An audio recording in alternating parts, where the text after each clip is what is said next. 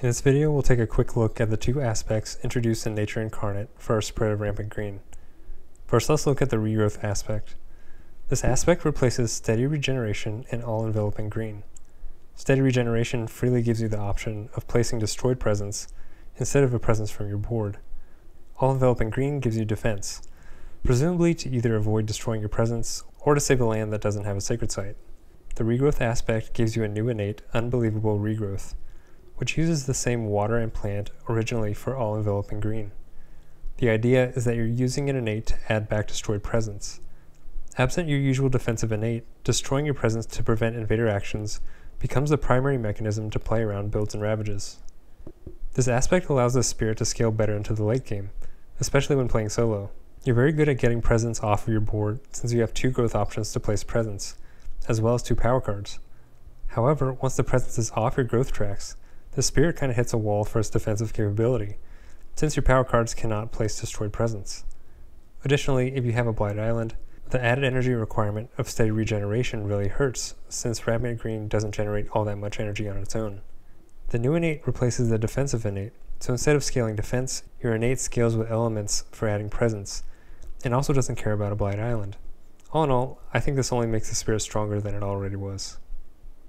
Next, this is the Tangles aspect for a Spread of Rampant Green.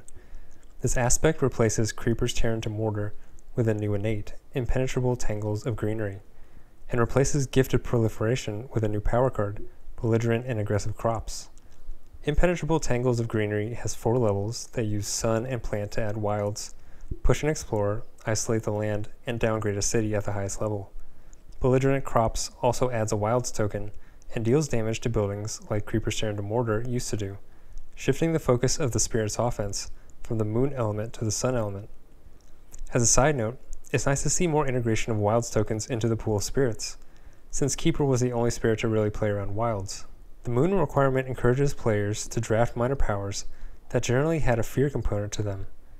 This aspect uses sun, where the minor powers usually have more offense. I don't know about everyone else, but in general, I'm using my sacred sites to prevent ravages rather than builds, especially against adversaries.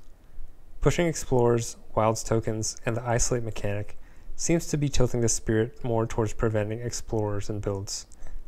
This is especially true since your only intrinsic way of dealing with cities is now to downgrade them, although I guess you're drafting more offensive minor powers due to the sun element.